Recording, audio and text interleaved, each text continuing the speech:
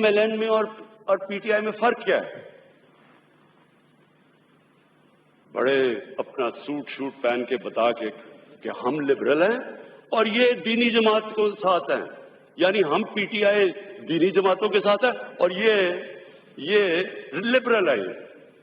یہ لبرل ہیں لیکن صرف ایک طرح، یہ لبرلی کرپٹ ہے۔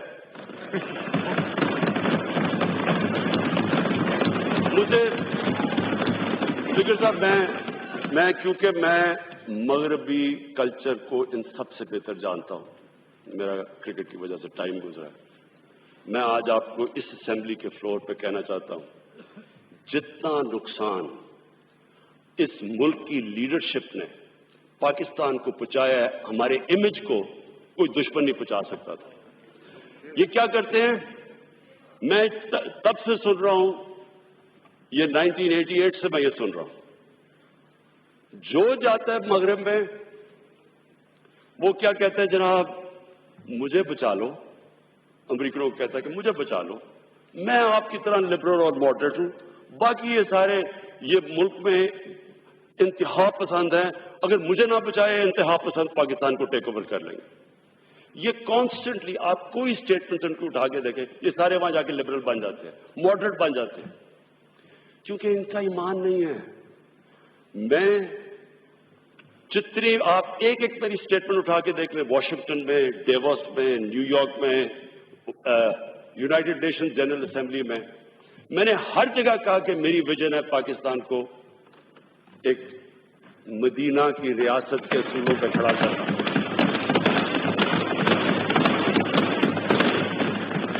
میں نے اسپیکر صاحب جنرل اسمبلی کے اندر باقاعدہ میرے خیال میں پہلی دفعہ کسی نے وہاں یہ بتایا کہ مدینہ کی ریاست کیا تھی، کیسے اس نے خواتین کو، عورتوں کو رائٹس دیے، غلاموں کو آزاد کیا، مائنورٹیز کو ایکول سٹیٹس دیا، برابر کے شہری بنایا۔ کہ ادھر میں نے بتایا کہ یہودی کیس جیت جاتا ہے، حضرت علی رضی اللہ تعالیٰ ان کا کیا مقام تھا اسلام میں اور کیا ہے، ان سے وہ کیس ہار جاتے ہیں یہودی سے۔ یہ تھا انصاف کا وہ نظام، یہ ایکوالٹی تھی، یہ رول آف لا تھا۔ اور وہاں مدینہ کی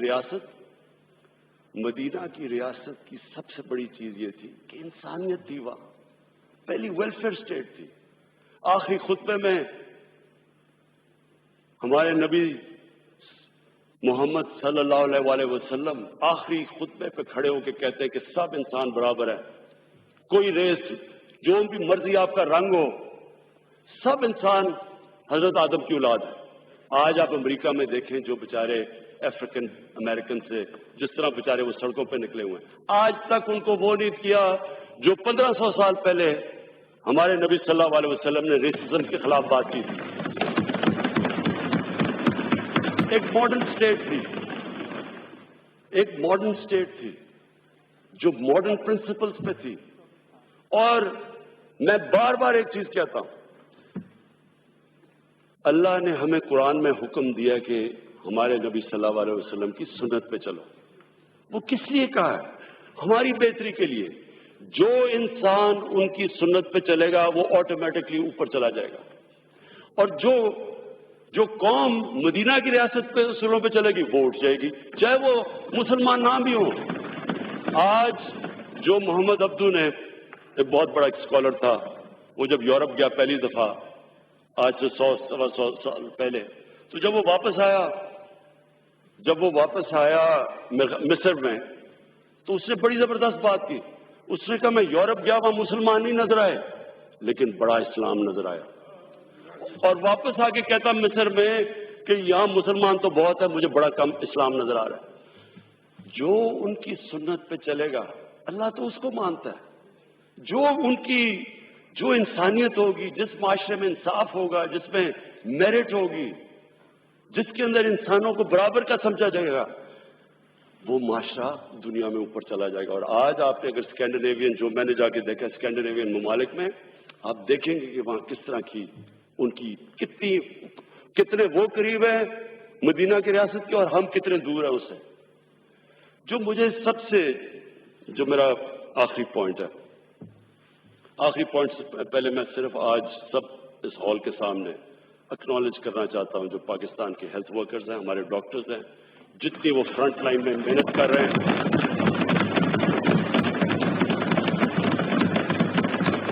مجھے پتا ہے وہ کس پریشر میں کام کر رہے ہیں، مجھے یہ پورا احساس ہے. ہم تو انشاءاللہ ہماری گورنمنٹ کا پوری طرح ہم جو کر سکتے ہیں ان کے لیے بیکنگ کریں گے، لیکن ان کو اصل میں تو ان کو ریوارڈ اللہ دے گا، کیونکہ یہ جہاد ہے، یہ اصل جہاد ہے جو وہ آج پاکستان کے ہاسپٹل میں کر رہے ہیں. میرا آخری پوائنٹ اسپیکر صاحب وہ یہ کہ دیکھیں، جو مدینہ کی ریاست میں ہمارے نبی صلی اللہ علیہ وسلم نے کیا، انہوں نے لوگوں کی اخلاقیات اٹھا دی. انہوں نے لوگوں کا جو مورل سٹینڈرڈز تھے وہ اٹھا کے اوپر لے گئے. وہی قوم تھی وہ بدل گئی. انہوں نے اپنی مثال سے لوگوں کو چینج کر دیا. قرآن کی آیت ہے کہ میں کبھی کسی قوم کی حالت نہیں بدلتا جب تک وہ قوم خود اپنی حالت بدلنے کی کوشش نہ کرے. انہوں نے جو ان کا کیریکٹر تھا اس سے اپنی مثال سے قوم کو بدلا. جو وہ قوم بنی، انڈونیشیا اور ملیشیا کے اندر کوئی مسلمان فوج نہیں گئی، صرف مسلمان تاجر گئے، کئی صوفی حضرات گئے. ان کے کیریکٹر کو دیکھ کے لوگ مسلمان ہو گئے. ان کے کیریکٹر ایسے تھے کہ وہ ناپ تول میں کوئی خیانت نہیں کرتے تھے، وہ کوئی کسی قسم کا دھوکہ نہیں دیتے تھے. وہ کیریکٹر ایسا تھا کہ لوگ متاثر ہو کے اسلام قبول کیا. پاکستان میں جو سب سے زیادہ ظلم کیا ہے یہ 30 سال کی پالیٹکس میں، انہوں نے ہماری موریلٹی ختم کر دی، انہوں نے ہماری اخلاقیات ختم کر دی. اور میں اس آدمی کی اب بات کرتا ہوں جو یہاں اپنے آپ کو ڈیموکریٹ کہتا ہے. یہاں نواز شریف تقریر کر رہا تھا، یہ ادھر بیٹھا ہوا تھا.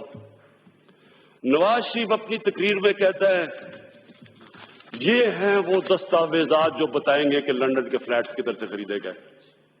پینما میں پکڑے گئے، ان کے نام آ گیا ان کا، اس سے پہلے تو مانتے نہیں تھے. اب انہوں نے بتانا تھا کہ پیسہ آیا کدھر سے. یہاں اسمبلی میں یہ ہیں وہ دستاویزات. اس کی بدقسمتی نواز شریف کی، اس کو کیا پتا تھا کہ اس نے سپریم کورٹ پہ چلے جانا ہے. اور وہ میں اپنی پارٹی کو خاص داد دیتا ہوں کہ ہماری موومنٹ کی وجہ سے وہ سپریم کورٹ پہنچ.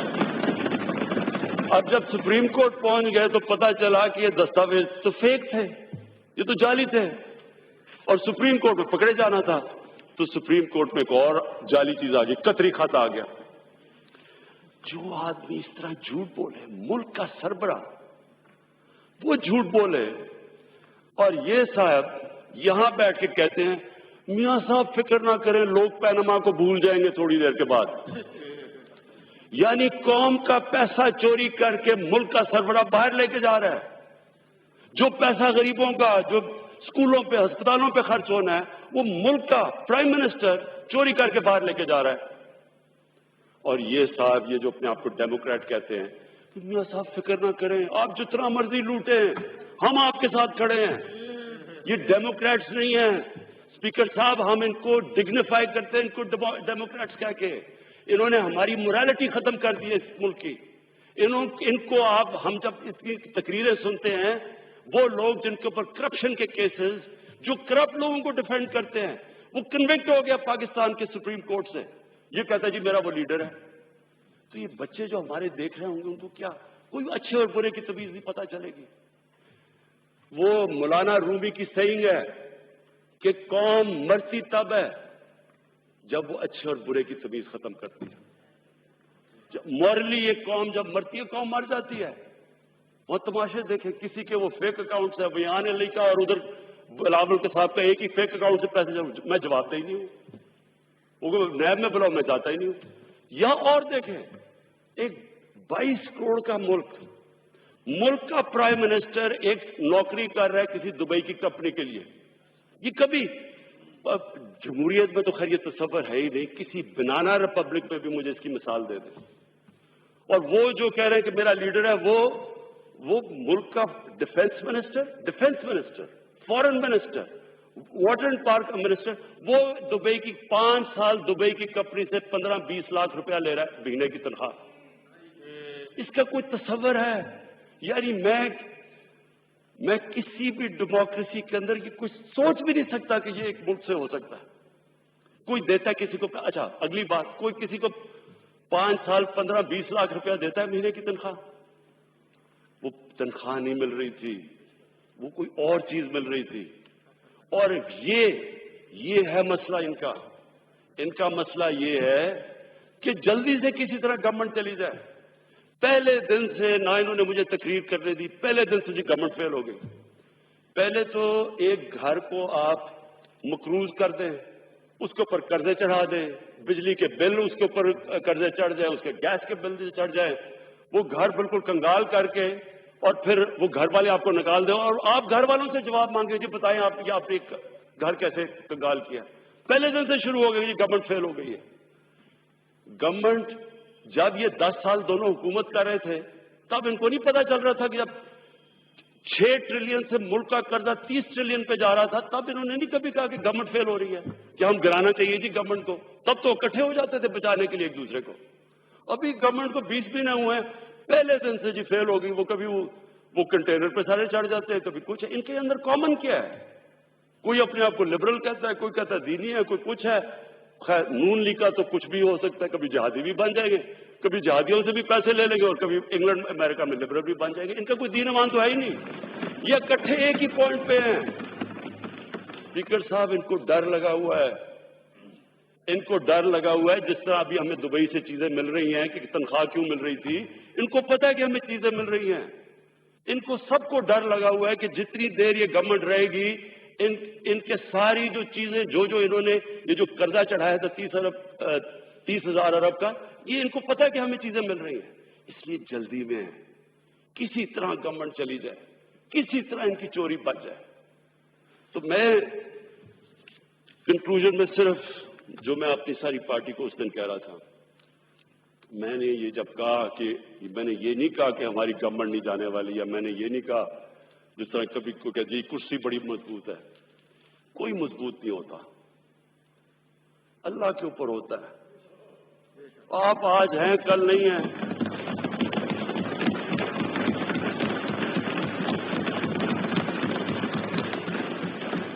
اسپیکر صاحب, میں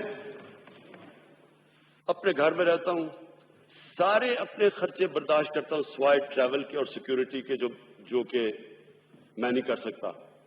اس کے علاوہ سارے میرے خرچے سب کچھ میں اس لیے کرتا ہوں کہ مجھے کبھی فکر نہ ہو اپنی کرسی چھوڑنے کی. کبھی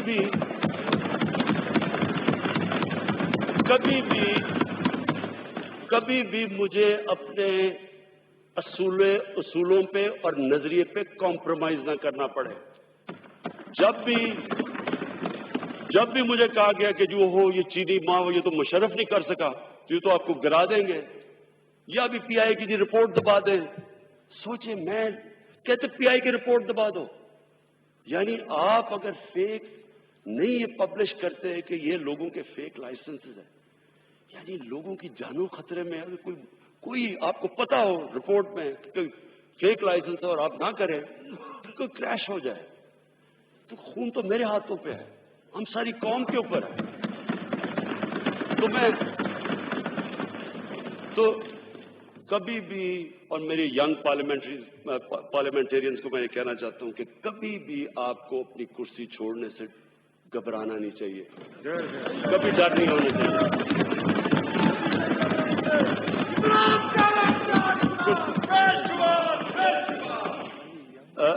کرسی آنے جانے کی چیز ہے, لیکن جو آپ کو کبھی چھوڑنا نہیں چاہیے وہ ہے آپ کا نظریہ.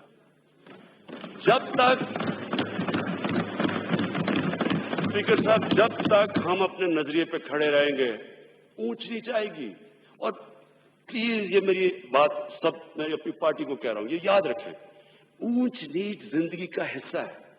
جتنی بڑی آپ کی اسٹرگل اتنی آپ کی اونچ نیچ. کوئی آج تک دنیا میں کسی نے بڑا کام نہیں کیا جو اوپر جا کے نیچے نہیں گرا، پھر کھڑا ہوا، پھر نیچے نہیں گرا. یعنی سٹرگل کے بغیر آج تک کسی نے دنیا میں کوئی کام نہیں کیا. جب آپ سٹرگل کے بغیر ایک پارٹی کا چیئرمین آپ کو بنا دیتے ہیں تو آپ کہتے ہیں پھر جب بارش آتا ہے تو پانی آتا ہے. یعنی آپ نے کبھی سٹرگل ہی نہیں کی. آپ لاک ڈاؤن کہہ رہے ہیں. یہی نہیں پتا کہ بیچارے غریب بستیوں میں لوگ رہتے کیسے، کیونکہ آپ کو پتا ہی نہیں ہے. لیڈرشپ ایک سٹرگل کا نام ہے. ایک سٹرگل لیڈر کو بناتا ہے.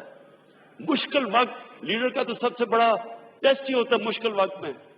اور وہ مشکل وقت میں تب کھڑا ہوتا ہے جب اس کو سٹرگل کرنی آتی ہے، وہ گھبراتا نہیں ہے. تو یہ جو ہمارا ملک جدھر آج کھڑا ہے، اسپیکر صاحب، یہ میں آج آپ سب کے سامنے کہوں کہ پھر سے میں ریپیٹ کرتا ہوں، کئی طرح یہ ہماری تاریخ کا سب سے مشکل وقت ہے. اور کئی طرح انشاءاللہ یہ اگر ہم یہ جو ریفارمز میں نے آپ کو کہہ دی، جو ہمارا پورا پروگرام بن گیا ہے کنسٹرکشن انڈسٹری کے اوپر، میں خود میں پورا میرے آفس سے ساری کنسٹرکشن انڈسٹری کو ہم اس طرح اس لیے چلا رہے ہیں، جو میں خود مانیٹر کر رہا ہوں، کہ اسی سے ہمارے لوگوں کو نوکریاں ملیں گی. جب تک ہمارا ایک ینگ پاپولیشن ہے ان کو ہم نے نوکریاں دینی ہے. وہ کنسٹرکشن سے ملے گی. ایگریکلچر کو پوری ہم مدد کر رہے ہیں. اور پھر تیسری انڈسٹری اور خاص طور پہ اسمال اور میڈیم، ان کی پوری کوشش کریں گے ان کو چلانے کے لیے. لیکن یہ ہمیں سمجھ آنا چاہیے کہ یہ جو اللہ نے ہمیں ملک دیا ہے، جو اللہ نے تحفہ دیا پاکستان کا، یہ تحفہ ہے. میں جتنا یہ 22 مہینے میں دیکھا ہے، اللہ نے اتنی نعمتیں ہمیں بخشی ہیں. ہماری کوتاہی ہے کہ ہم نے جو اللہ کی نعمتوں کی قدر نہیں کی. جو چیز آپ جگہ اٹھائیں آپ دیکھیں کہ پاکستان کو اللہ نے وہ بخشی ہوئی. میں نے ساری دنیا دیکھی ہے. سوئٹزرلینڈ چلے جائیں، کہتے جی نیوزی لینڈ $50,000. سنگاپور چلے جائیں. کیسے وہ کوئی ملک مقابلہ کر سکتا ہے اس ملک کا جس کو اللہ نے کیا آپ نام لیں اور اللہ نے پاکستان کو دیا ہوا ہے. اور سب سے بڑا جو ہمارا اسٹریٹجک لوکیشن اب ہے، ہمارا جو لوکیشن ہے، اور پھر چائنا کے ساتھ جو ہمارے تعلقات ہیں، میں آج آپ سب کے سامنے کہہ رہا ہوں کہ جو ہمارا اس وقت اسٹریٹجک ریلیشن چائنا کے ساتھ ہے، یہ انشاءاللہ ہم نے اپنی یہ ریفارمز کر دی، اپنا ہاؤسنگ آرڈر کر دیا. انشاءاللہ یہ وہ ملک بنے گا. میں آج پیشن گوئی آپ پہ کر رہا ہوں. یہ مشکل وقت ہے، اس سے نکل کے یہ وہ ملک بنے گا. یہ پھر مثال بن جائے گا ساری ڈیولپنگ ورلڈ کے لیے، جو 1960s میں ہم ایک وقت پہ مثال بنے ہوئے تھے.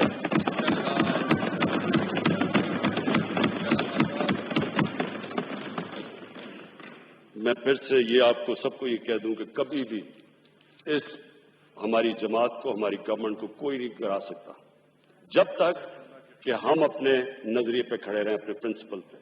ہم تب نیچے جائیں گے جب یہ جو کہتے ہیں نا، یہ سارا شور مچا ہوا کہ کسی طرح بس 6-7 لوگوں کو عمران خان کہہ کہ جی فکر نہ کرو میں NRO آپ کو دے دیا. جنرل مشرف کی اس گورنمنٹ اتنی بری نہیں تھی، لیکن جو اس نے NRO دیا اس نے اس ملک کو ادھر کھڑا کیا. اللہ آپ دیکھ لیں، NRO سے پہلے پاکستان کی اکانومی دیکھ لیں، سب کچھ دیکھ لیں، قرضے دیکھ لیں.